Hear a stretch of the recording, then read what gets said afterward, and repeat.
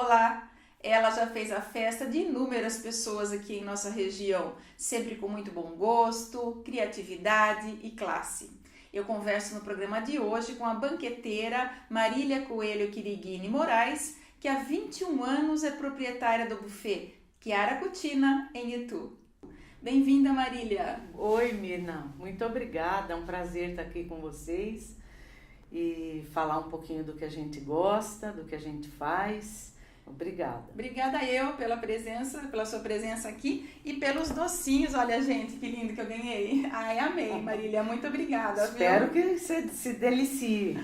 Vou deixar aqui enfeitando o nosso cenário para comer depois, né? Sim, muito bem. Ô Marília, então vamos falar um pouquinho aí sobre essa arte da culinária, né? Que você exerce tão bem há tanto tempo, não é? Antigamente as pessoas não tinham muito como aprender a cozinhar. Hoje as pessoas que querem aprender a cozinhar, elas têm aí inúmeros programas de TV com chefes famosos, né? Pode buscar material vasto na internet, tem também hoje faculdade de gastronomia. Mas quando você se interessou pela arte da cozinha, isso não existia. Como é que você aprendeu a cozinhar?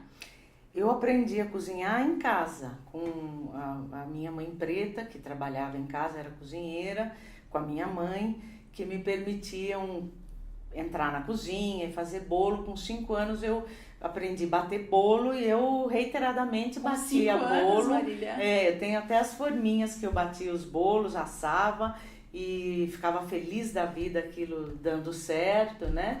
E aí era uma atividade que eu gostava muito e eu estava sempre na cozinha do lado delas e minha mãe nunca me impediu. Minha mãe sempre me incentivou, que isso me fez propiciar vários movimentos. Então eu via aqueles... Experimentar, fazer, errava, não tinha problema, ajudava, queria...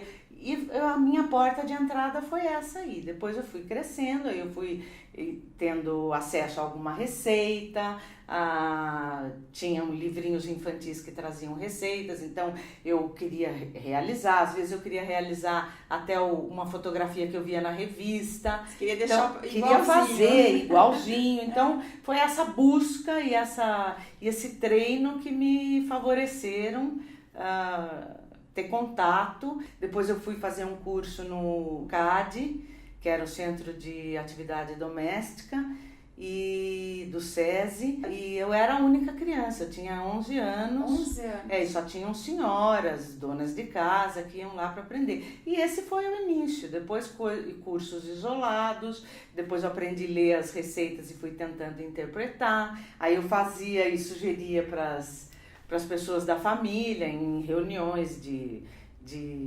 datas comemorativas ou aniversários. Teve uma vez que saiu na revista Cláudia um bolo russo. Era uma sobremesa clássica russa que levava ricota, um pouco de creme, frutas cristalizadas, e aquilo tinha que sorar num vaso de barro. Então eu fui no armazém do Seu Vidal, lá na esquina, comprei o vaso, deixei aquilo sorando 3, 4 dias e preocupadíssima, né, cuidando de todo o processo para que na Páscoa, porque era um doce pascal, para que na Páscoa aquilo estivesse pronto para poder oferecer. Aí eu me lembro bem que eu pus no meio da mesa, assim, todo mundo olhando meio ressabiado, né, e meu avô, que era um parceiro enorme, grande meu, me estimulava demais, falou: não, eu quero, pode pôr metade que eu vou comer, nega, com muito gosto. Falei: vô, pera um pouquinho que tem a caldinha. Então eu ponho uma caldinha. Então todo esse movimento, né, e esse estímulo que eu recebi em primeiro lugar dos meus pares familiares foi o que me moveu a continuar, porque é uma profissão de amor mesmo, né? Mas mate a curiosidade, o doce foi sucesso ou não? Foi sucesso, mas até hoje eles lembram, coitado do vovô com doce russo, né? Teve os atropelos, tava muito bom, mas teve os atropelos que nem tudo você acerta, porque lógico, naquela época era na tentativa e erro, né? Mas eu sempre reputo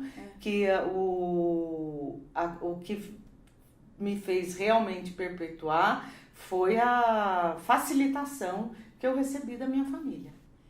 Tinha também uns livros, eu me lembro que as mulheres colecionavam uns recortes de embalagem de açúcar. Tinha. Você chegou a colecionar? Eu colecionava, vinha no verso do pacote de 5 quilos do Açúcar União, que era um pacote um saco grosso, você tinha que recortar, não me lembro se você juntava 10 ou 20 etiquetas e depois você trocava nos pontos de troca, que eram os armazéns, os pequenos supermercados, porque não havia ainda os grandes supermercados, né? Depois teve o lançamento da Cozinha Maravilhosa de Ofélia, aí saíram os 3 volumes, depois você já queria o quarto, depois ela fazia um programa na TV, então era o que tínhamos. Minha mãe assinava uma revista italiana, Racan, e tinha uma parte de culinária maravilhosa e eu ficava fascinada, porque era alguma coisa que a gente não tinha aqui no Brasil, nem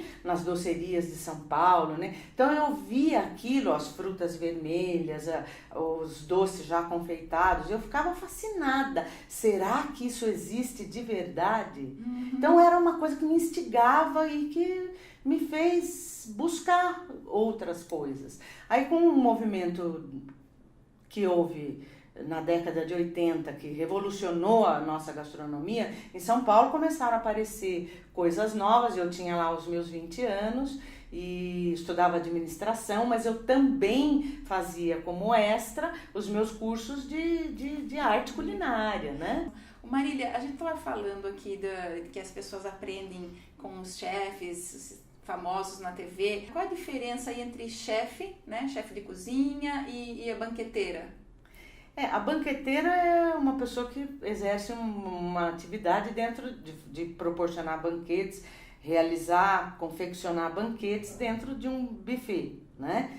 E o chefe de cozinha é uma função, né? Hoje os alunos, os jovens, principalmente alunos da gastronomia, eles têm a falsa crença de que eles saem da escola e são chefes de cozinha. Chefe de cozinha, para você se tornar um chefe de cozinha, você tem que exercer a função com muito ferrenhamente, com muita dedicação, com muita constância, com muita regularidade e disciplina, por pelo menos 10, 15 anos, para que te garanta passar por todas as funções que uma cozinha profissional requer, para que você possa exercer aquela função.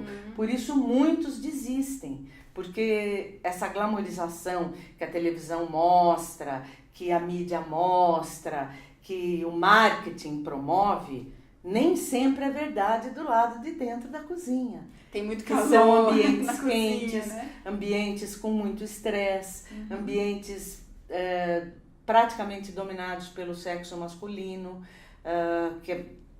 ambientes de muita disputa, ambientes que requerem muita disciplina e muito trabalho. Então alguns desistem porque estão olhando só no resultado, mas para você ter resultado você tem que ter o trabalho.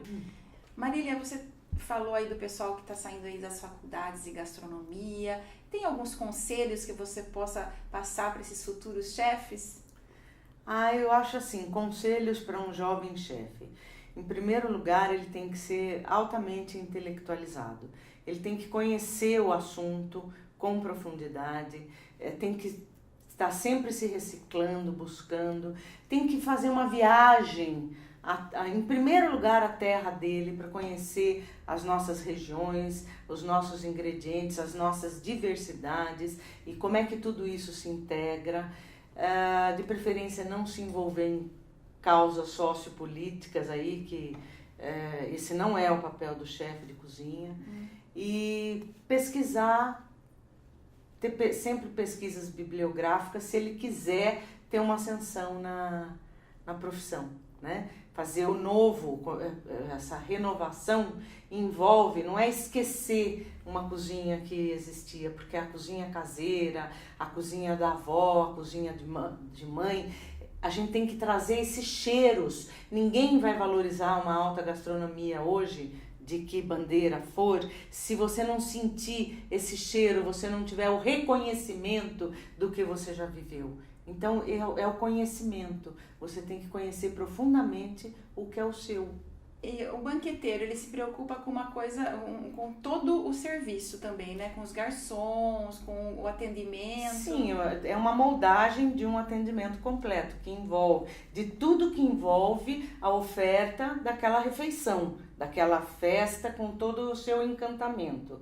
Então, envolve toda a equipe de auxiliares de cozinha, cozinheiros, garçons, copeiras, chefes de sala, maître, todas uma orquestra, né? É uma orquestra que tem que estar exatamente bem afinada, porque dentro da cozinha a gente tem que ter um balé, e é um balé que você tem que estar, cada um tem que saber a sua posição, a hora de interferência, e em silêncio de preferência, ou com um ritmo que não atrapalhe a harmonia das funções que você está realizando. Isso internamente na cozinha. Marília, quais influências culinárias você tem assim mais fortes? Em primeiro lugar, a influência da minha família, das minhas duas famílias. A família da minha mãe é de origem portuguesa, e então minha mãe era do interior de São Paulo, de Araçatuba. Minha avó materna era do estado do Rio. Então era hábito essa culinária caipira, essa culinária caseira. Já do lado do meu pai, as duas famílias são de origem italiana, e era aquela culinária italiana, doméstica, que se praticava e que a minha avó continuou praticando. Então eu sofri essas duas influências. E a minha avó materna era uma excelente cozinheira, e aprendi muito com ela, porque ela tinha uma coisa que eu admirei demais e que acho que herdei, que era um pouco pitada de ousadia, porque a gente não queria só fazer as receitas do velho livro de receitas, a gente queria fazer as receitas que saíam na revista, as receitas que a Ofélia lançava, e a gente se mergulhava nesses desafios. Arriscava. Já minha avó paterna, ela era também cozinheira, mas ela tinha um repertório reduzido de receitas, que ela realizava aquilo de uma maneira cirúrgica. Ela era farmacêutica de profissão, então os pesos e medidas para ela não podiam sofrer nenhum tipo de alteração. Essa precisão vinha da formação dela, mas também aprendi muito com ela. E depois, quando você tem liberdade, né? Porque não existe criatividade sem liberdade, aí você vê a sua identidade culinária, quais são os signos alimentares que você vai usar, e você compõe a sua identidade com as suas crenças, com a sua história, mas essa parte afetiva que eu trouxe da família, tudo que eu aprendi com a minha mãe preta, o ritual de cozinhar, o ritual de cozinheira, eu aprendi com ela. E isso foi muito importante na minha formação. E é isso que eu acho que às vezes as escolas não ensinam, que essa vivência é uma vivência do dia a dia, de você, porque o ato de cozinhar e o que acontece dentro das panelas envolve não só o que está na cozinha, mas um conhecimento muito mais amplo, que até as coisas subjetivas de eu querer adivinhar o que você quer comer. E como é que eu vou te encantar. Por isso a gente tem que conhecer um pouco e ter um pouco de sensibilidade, né, gastronômica, para você ter acurado esses conceitos. Ô Marília, fala um pouquinho agora sobre a nossa culinária regional. Então, a culinária paulista hoje, infelizmente, não existe mais, né? Quando se fala em regionalismo, a gente vê um movimento do Estado que na década de 70, tomou partido da nossa divisão sociopolítica para alavancar a indústria hoteleira. Então, achando que as culinárias regionais eram as culinárias das regiões do nosso país, o que é uma bobagem, que são uma coisa que não existe, isso é imaginário. Então, o regionalismo deve ser pensado a partir do ingrediente da região. Então, quando a gente fala em culinária paulista ou culinária caipira, a gente vai definir o estado de São Paulo, parte de Mato Grosso, o estado de Minas Gerais, até um pouco do sertão baiano. Mas hoje praticamente a nossa culinária virou um caco, porque a gente está aqui nesse eixo das grandes cidades, Rio e São Paulo, sofrendo uma série de influências, as trocas, ingredientes chegando, todo esse movimento que a gente viveu nesses últimos 30 anos e a burguesia gosta, né? Sempre se encantou, isso é clássico, com o que vem de fora. Então, aqui a classe média e a classe alta praticamente não dão importância para o que é caipira. Hoje, com influências de restaurantes étnicos, com toda essa troca, aconteceu que a nossa culinária foi desaparecendo. Então, a gente tem registros até de restaurantes de alta gastronomia em São Paulo, que colocam farofa, molho de pimenta, e tem relatos de clientes que vão e falam, nossa, eu esperava comer outra coisa, porque farofa, comida de pobre. Então, infelizmente, a gente tem esses conceitos, essas crenças que vão deixando desaparecer coisas que a gente tinha que fazer, a gente tinha que ter valorizar. Orgulho de apresentar, como fez o Peru, né? Um movimento que o Peru assumiu, o Estado assumiu um papel importante na divulgação, de colocar mesmo o país num eixo mundial, favoreceu, porque aí você vem numa escala vertical, você coloca desde o produtor até o chefe de cozinha lá em cima, todo mundo falando uma língua só e divulgando o país, movimentando o país. Né? Aqui a gente tem um movimento, nós não temos o Estado como favorecedor, mas você tem um movimento de chefes de cozinha lutando, porque o Brasil realmente está na bola da vez. Temos a Amazônia aí com essas punks, né? Plantas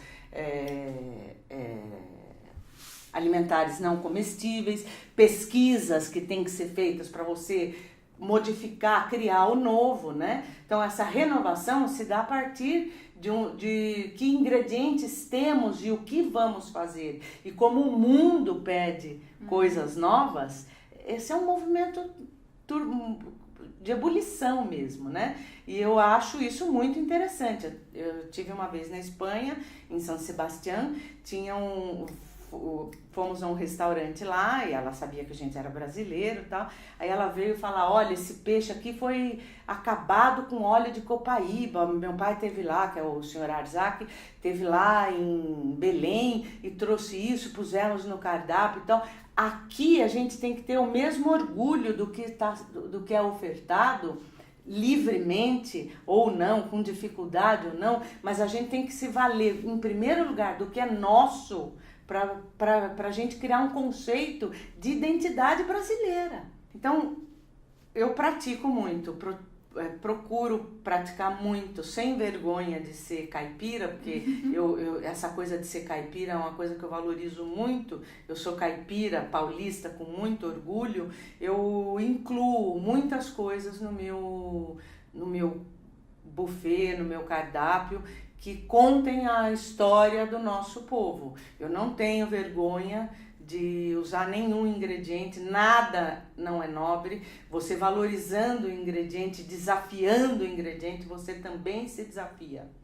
E desafio também um cliente que nos altos dos seus 40 anos, eu nunca comi uma abobrinha, eu nunca comi um quiabo. Então me permita te oferecer, te apresentar um jiló, né? Marília, e quando é que você decidiu montar mesmo o buffet? O que era a Cucina? Eu comecei a fazer algumas coisas. Eu sempre cozinhei para minha família, para as festas familiares, sempre os casamentos em casa, sempre todas as festas. Mesa cheia. Sempre fui eu que preparei, que cozinhei. E começaram a pedir para eu fazer um jantar para 30 pessoas, as pessoas vinham, amigos, né? comiam em casa e tal, e assim foi nascendo, de uma brincadeira de fazer uma torta, de fazer uma conserva, de fazer um aperitivo, e aí eu, com a frequência, começou a ficar mais, a frequência mais constante, e aí achei que eu poderia atuar profissionalmente, e eu resolvi, foi assim que nasceu, de uma brincadeira sem querer, porque tinha sempre um pensamento que me perseguia. Você podia montar um buffet, restaurante nem pensar. E aí eu fui conversando com essa ideia que me perseguia. Não foi uma coisa planejada, foi uma coisa que foi acontecendo. Restaurante não por quê? Porque a repetição do dia a dia não é uma coisa que me fascina. O que me fascina é cada vez atender um cliente diferente, com uma demanda diferente, com uma dificuldade a ser por mim solucionada ou sugerida. É isso que me instiga, a pesquisa, procurar uma coisa nova, como é que vamos adequar uma equação, é isso que me instiga. E qual é a estrutura que o buffet oferece hoje? O buffet oferece um espaço próprio, embora atendamos também nas casas das pessoas ou em lugares públicos contratados pelos clientes. Toda a equipe, a brigada de serviço, material e o fornecimento dos pratos, doces, salgados.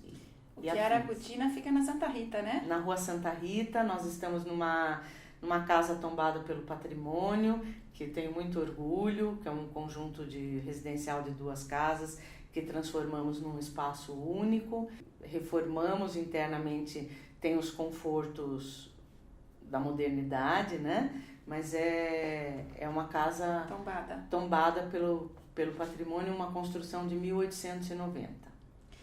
Ô Marília, e quem treina a equipe? Você pessoalmente? Nós temos uma equipe que nos acompanha já há muito tempo e o treinamento fazemos internamente. Às vezes as pessoas já vêm com habilidades formadas, às vezes a gente tem que ensinar, mas a gente procura atender a todos de uma maneira isolada ou em grupo, procuro sempre treinar. Mas procuro não ter muito follow-up, porque essa troca de funcionário sempre mexe, então é bom a gente trabalhar com pessoas que pelo olhar entendam o que você está falando. Você não precisa falar, ela entende o gestual.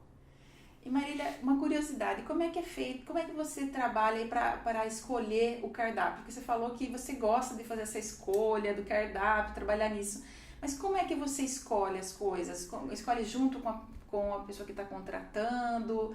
E se a pessoa que está contratando, de repente, tem um gosto meio exótico? Explica pra gente. Então, normalmente a gente sempre faz uma primeira entrevista com o cliente, porque não trabalhamos com menu pré-fixado, menu fixo, e para a gente pescar ou pensar quais são os gostos, qual é o tema, que tipo de festa que tipo de orçamento está previsto, sempre considerando a época do ano, que ingredientes que a gente tem à disposição, o tipo de atendimento que você vai dar, o tipo de festa, se é um jantar, se é um coquetel, se é um menu de degustação de pequenas porções. Então são coisas que você tem que ir detalhando com o cliente, e nessa entrevista, na verdade, você vai entendendo. Se você não conhece o cliente, você vai tentando delinear um perfil para que você consiga identificar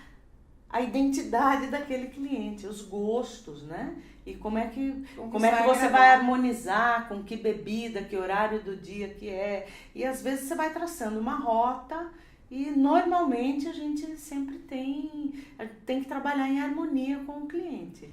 Marília, e agora eu fico imaginando assim, na hora do rush, né, na hora ali que o evento tá rolando, como deve ser uma loucura. É um embate. Entre cozinha e salão, coordenar todos esses profissionais. Como é que vocês lidam com os imprevistos que acontecem nessa hora? Olha, os imprevistos acontecem às vezes.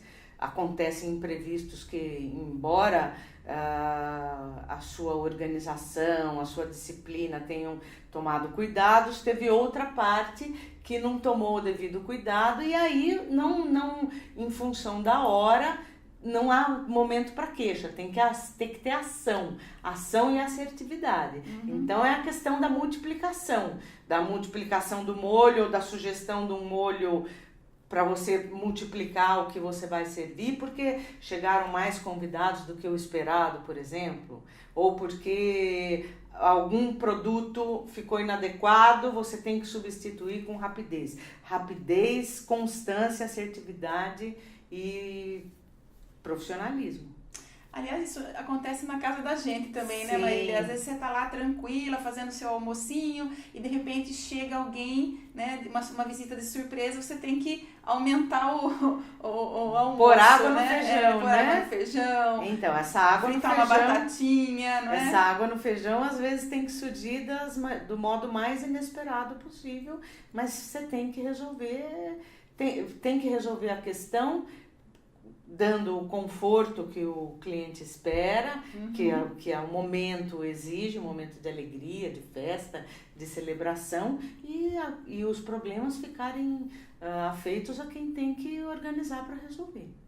E Marília, como é que você se sente quando encerra um evento? Quando está na hora já da limpeza, tá tudo certo? Agradecida, sempre, sempre. Em primeiro lugar, agradeço pela alegria de ter conseguido dar tudo certo em relação ao cliente, à família do cliente, aos convidados, aos funcionários. Sempre agradeço. De participar de um momento tão especial da vida da pessoa, né? Sempre. Que bom. Marília, eu queria agradecer aqui a sua presença no Lado a Lado, Obrigada, né? Mirna. Eu que agradeço de ter podido falar um pouquinho de um assunto que me move com tanta paixão e estamos aí.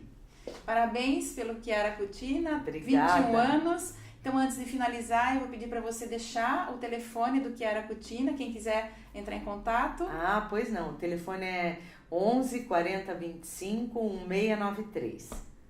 Marília, muito obrigada e obrigada por fazer tanta gente feliz, né? Participar de tantos momentos memoráveis aí da vida das pessoas. Obrigada, sigamos. Obrigada. E obrigada a você que me acompanha pelo YouTube ou pela ITV, canal 24 da NET. A sua companhia é sempre um prazer para mim. Beijo no coração, sexta que vem a gente se vê. Até lá!